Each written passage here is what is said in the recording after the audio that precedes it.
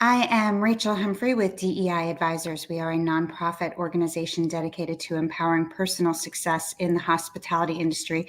And I'm very excited to have with me today hospitality industry leader and a good friend of mine, Azim Saju, with the CEO of ARK Holdings Group. Azim, welcome to DEI Advisors. Rachel, thank you so much for having me. It's my privilege and pleasure to be here with you this morning.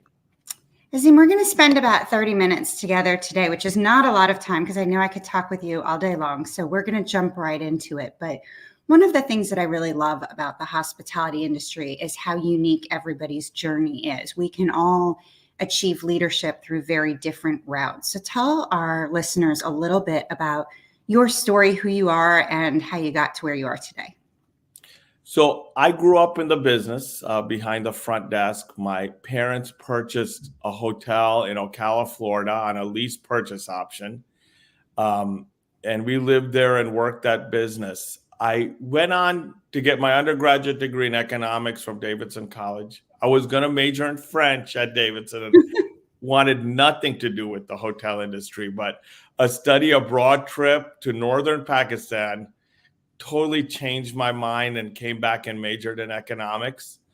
Went to University of Florida Law School and then practiced plaintiff's employment law for several years.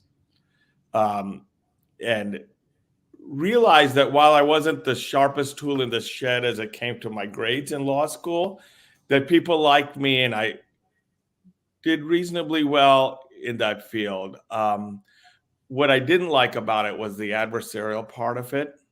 I didn't feel like there was a sense of building, a commitment to win-win type of relationships and outcomes, and was able to transition into back into the hotel business in the early 2000s.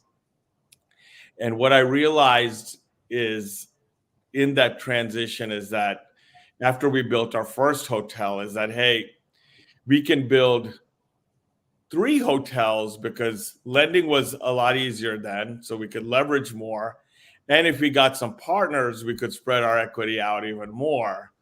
What I didn't realize is the risk and appreciate the risk component of the business. So we built 5 hotels leading into the Great Recession. And things crashed. Each of those assets were underwater. But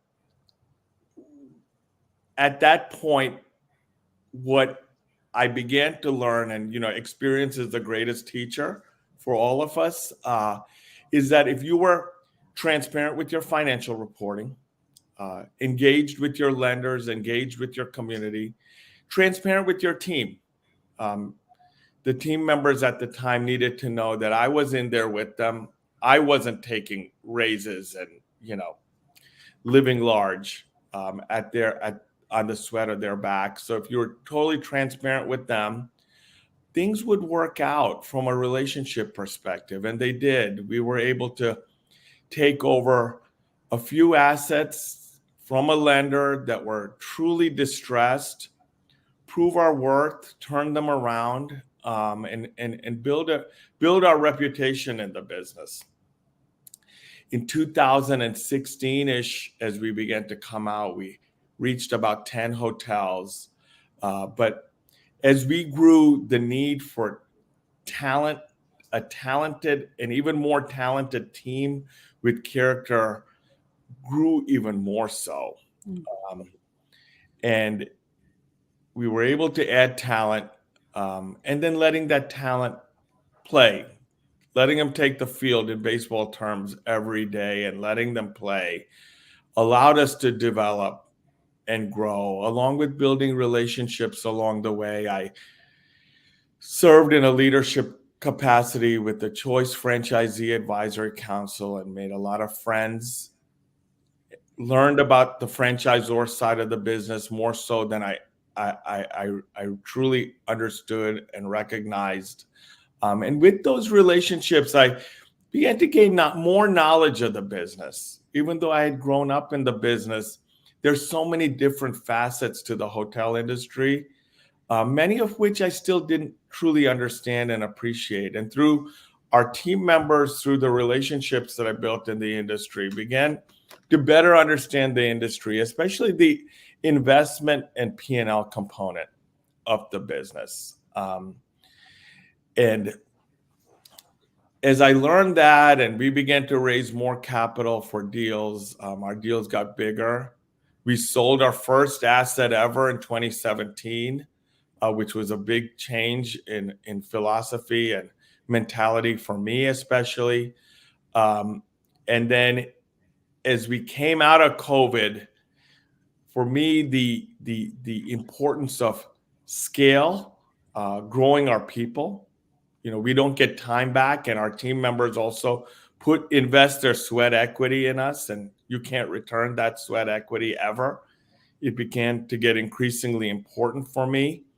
And knowing that if I could further leverage off of the talent that we had, we could create something that I think was special in our industry in terms of scaling our culture across the country and across the industry. And we launched the management company ARK in May of last year.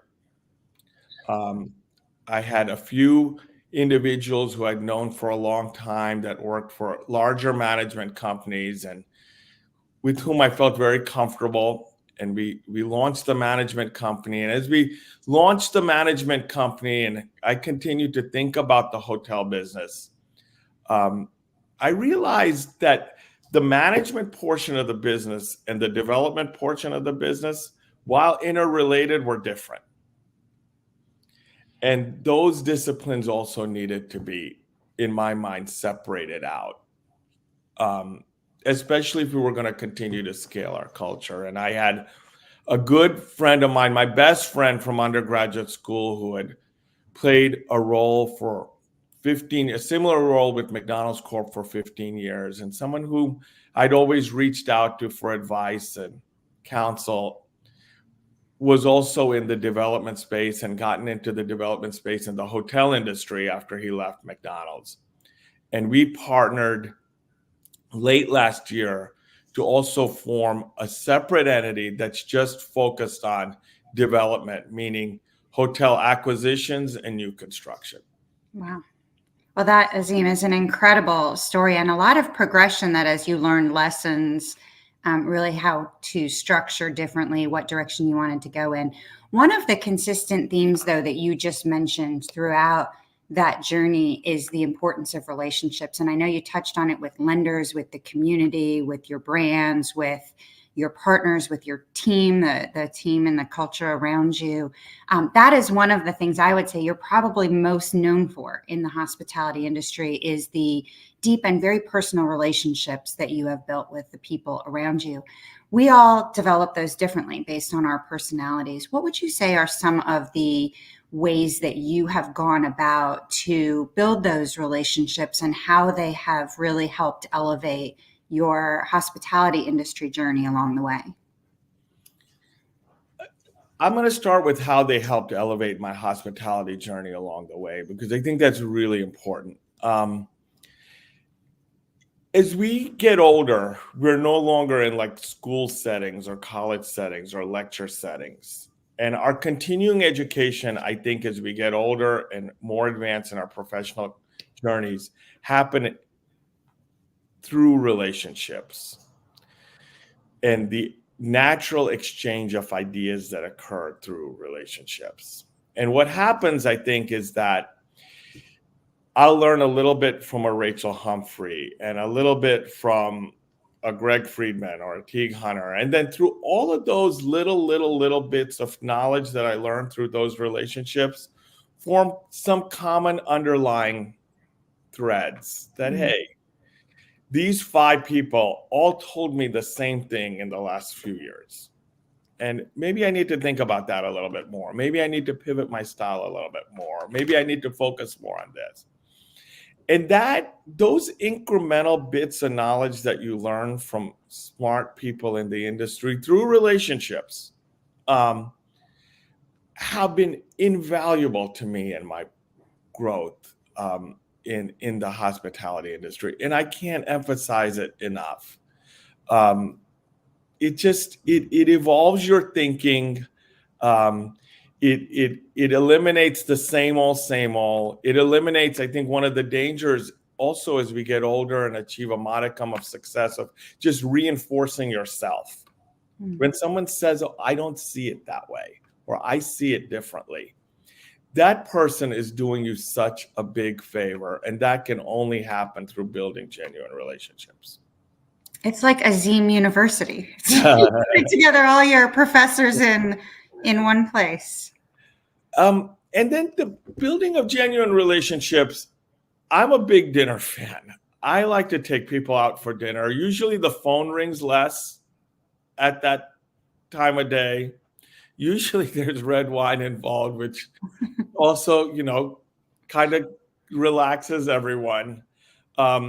Usually it's your last meeting or appointment of the day, meaning there's no place else to go to after that.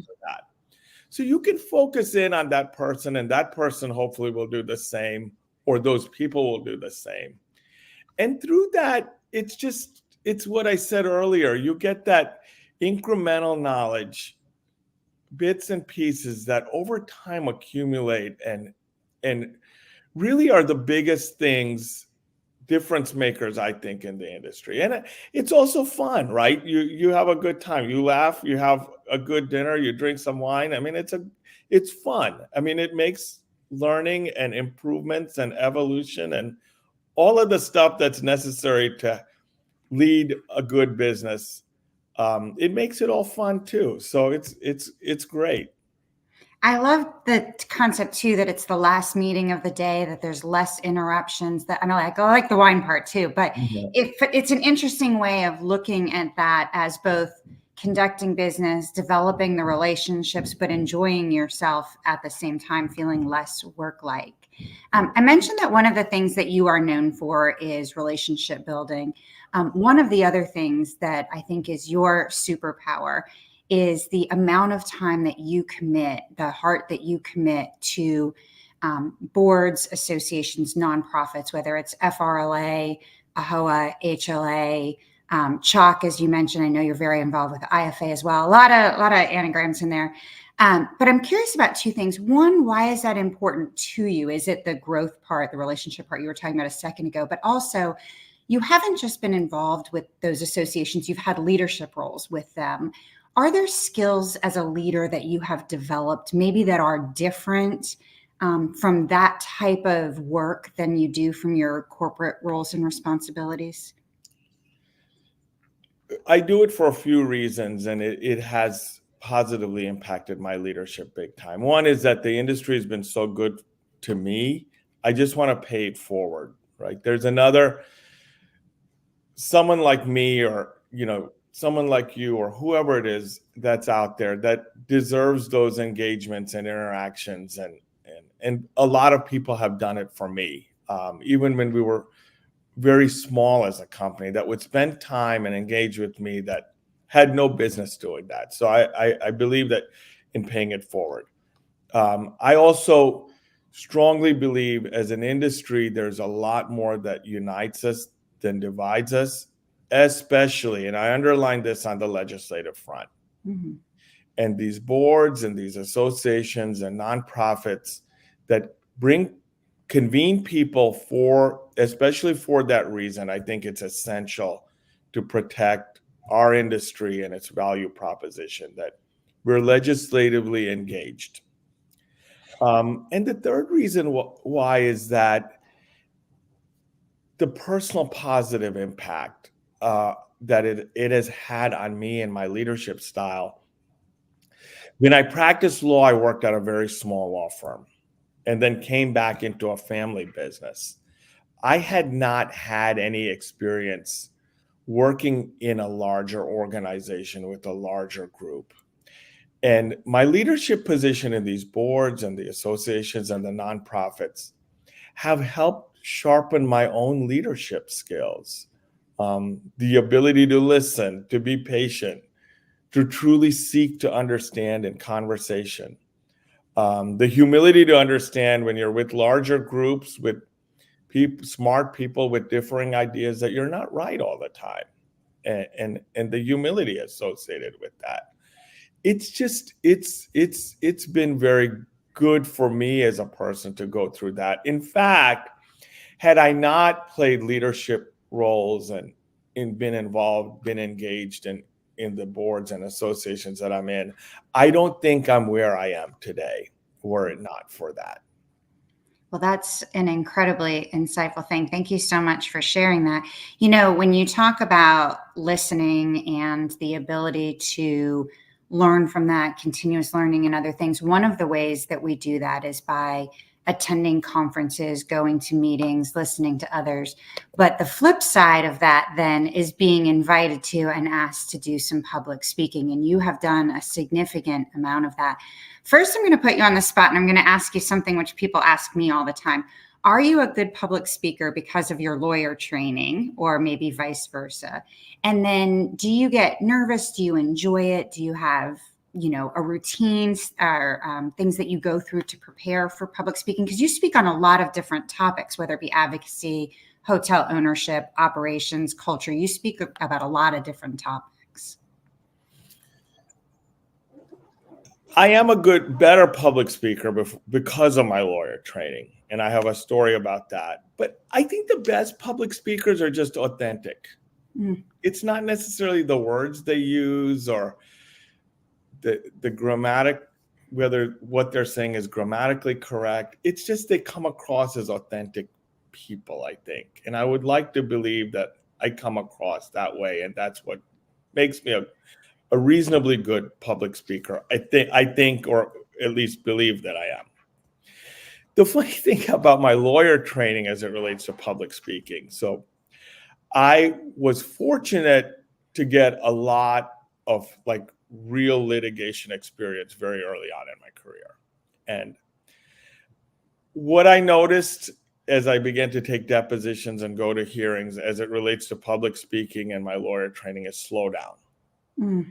Sometimes people think because they're in a public setting or in a more formalized public speaking setting that they have to speed up or just subliminally speed up, slow down. And the third thing I learned, which goes back to the authenticity part of it, is one of my last cases was a big, at least for me at the time, it was a huge jury trial, client that I really believed in. It was a plaintiff's discrimination, gender and age discrimination case. And it was a 6-day trial. I was doing the closing argument and I have like all these notes and, you know, I got to remember to say this and that. And around 2 or 2:30 in the morning, I put my notes in the shredder. Oh, wow. And I said, I'm just going to be my true, real self tomorrow when I give my closing arguments. And on a case that it barely passed a summary judgment or motion to dismiss. I mean, it had some factual challenges to it. We ended up achieving a pretty significant jury verdict. And I truly believe that it was because I put those notes in the shredder and spoke from the heart authentically to that jury, that group of jurors, on what my thoughts were on the case. And part of that authenticity is, you know, being very open and honest on where the weaknesses lie. Mm-hmm. And not being an advocate or not publicly speaking with where you have tunnel vision on your agenda and smart people in the audience are thinking, well, what about this and what about that? Being authentic also to me means being truly open and honest on where the shortcomings lie, where the opportunities lie, and putting those cards on the table. But that experience really changed my view of public speaking in terms of the importance of prep, but not over prepping to the point where it comes across as canned and you lose that genuineness, you lose that authenticity, you lose, I think, in that your capacity to talk to the people that are listening to you as human beings. Well, that's so many great lessons in there because you are thinking about your audience, but you're also knowing that you are the subject matter expert of what you are there to talk about. So if you trust in that and come across as your genuine self, you're going to impact the listener a lot more than if you are reading from note cards or memorizing answers or trying to get a certain number or type of talking points in. So that's really an incredible lesson, and what a huge risk in not taking your note cards into that closing argument. And that's a great way to segue into taking risks in general. As you were talking about your journey to ARK Holdings, I was hearing you talk about risks of pivoting from one career to another, from continuing to acquire hotels, to acquiring distressed properties, to being very transparent with finances in your team and other things, from starting the new company and then swinging into management. So all along your entire career is set forth of a lot of examples of taking risk, and for many they'll describe themselves as very risk averse. Do you think that you're a risk taker? Do you have a strategy that you implement in evaluating risk? I don't know that I would have described you as a risk taker until now. I'm hearing, all hotel owners in some way are risk takers, but now I'm hearing you describe your journey. It seems like maybe something you're even a little bit drawn to. I am an adrenaline junkie. Okay. So risk, taking risk drives that part of me. It wakes me up in the morning, and I'm a risk taker. But I think that to your audience, the one thing that I'd like to underscore as it relates to risk is I think your risk starts with taking risks and making bets on people. Mm-hmm. It's not about the hotel you acquire or the deal you do and the associated risks with that.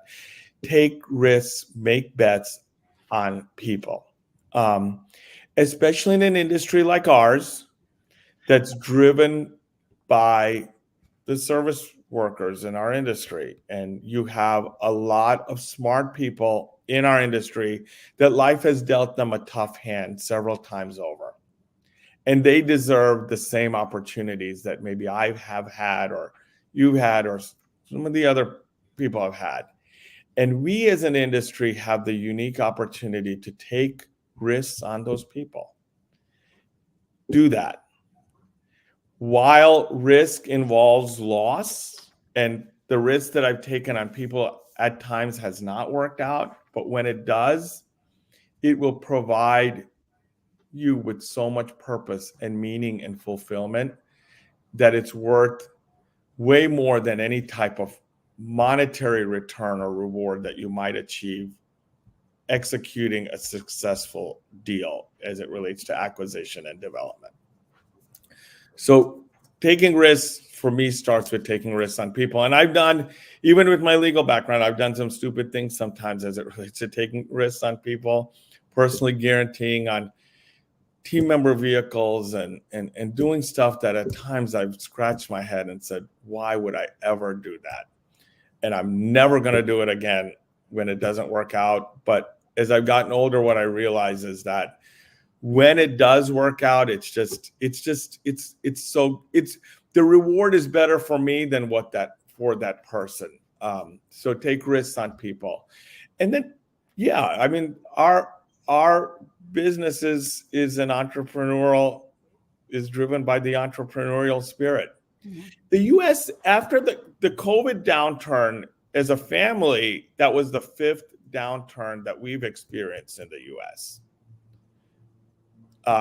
I think 4 of which have been while we were in the hotel business. Oh, wow. What I noticed is that in each instance, the United States comes back even stronger. And so for me, when I look at hotels and development and acquisitions, I'm like, we live in a great country, probably the greatest country maybe in the history of humanity, but the U.S. is a great country. And then in addition to that, we live in a time where transportation and communication and through emails and cell phones and virtual meetings like this has gotten so much easier. We live in a great time. So the risk component of it, the likelihood of a reward in taking risk in a time like right now, I think is greater than ever before. So for me, acquisitions and development and growth and is a big driver because we live in such a great time, that it's like, why not? Why would I not take risk right now in the time that we live in? There will always, part of risk is there's always the side of it that is you're not getting a reward or it doesn't work out as planned. But while that's painful, you're going to learn from it, and you can't experience. You can only learn from experience and experience. So there's always a win when you take risk. The alternative is that you sit on the sideline. But if you sit on the sideline, what are you learning? And then you've definitely foregone the opportunity or the potential to achieve a reward. So why sit on the sideline when you can play in the US during this time period? Wow, I love the vantage point of with every maybe risk that isn't quite as successful, you learn something, but I've never heard it described as the impact of the times that we live in, where we live, the opportunity that that brings up. And what an incredible perspective. You actually stole my thunder at the beginning, because I always like to share with people why I have asked a specific guest to join me for DEI advisors, because they are all people who have impacted my career in some way along the way. And when I first met you, I was very drawn to your unwavering emphasis on culture, corporate culture. And at that time, now lots of people are talking about corporate culture, but at the time, really nobody was.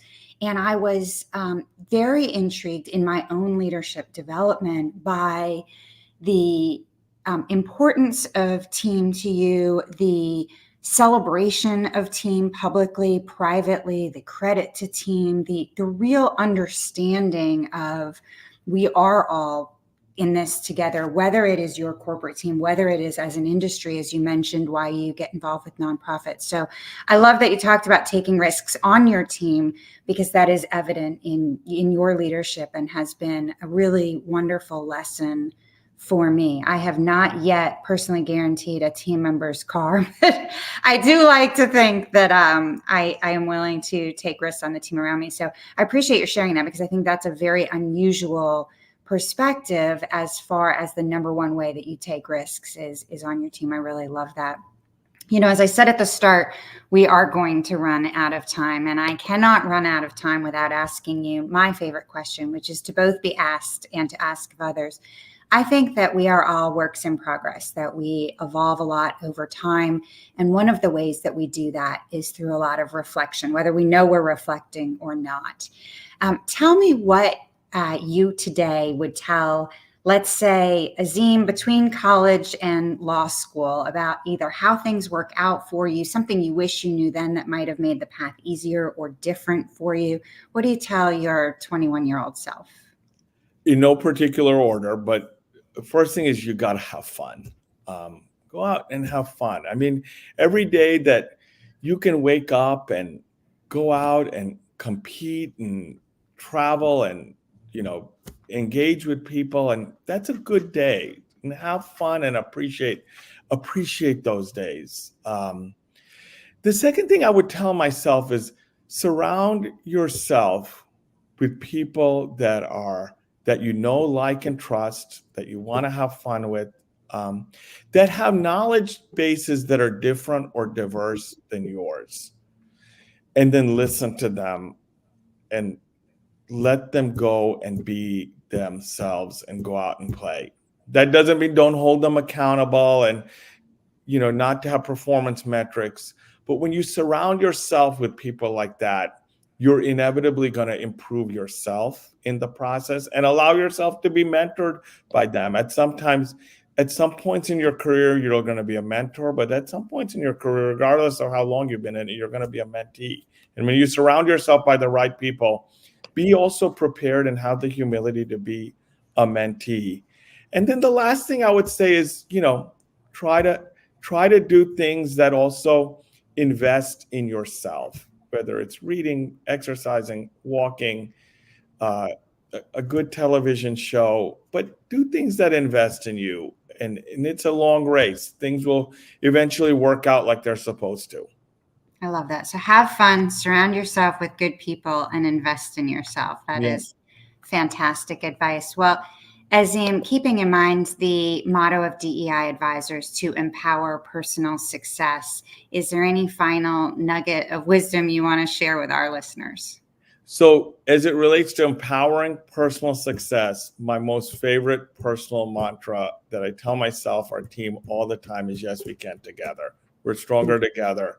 And everyone's personal success brings a bigger fabric of together that allows all of us to be empowered to achieve a greater success.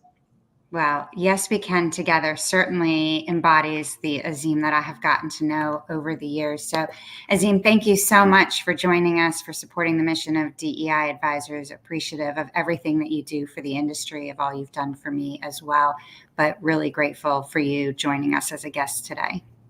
Rachel, I'm grateful for the same, and grateful for the time and knowledge that you've invested in our industry and in people like me, and doing this and putting DEI advisors together. So thank you. Thank you so much. And to our listeners, we know you have a lot of ways you can spend your time. So thank you so much for joining us today. If you've enjoyed our time with Azim, we hope you'll head over to DEIadvisors.org and hear from the nearly 200 hospitality industry leaders who have likewise shared their journeys and the insights they've learned along the way. Thanks so much, Azim. Thank you, Rachel.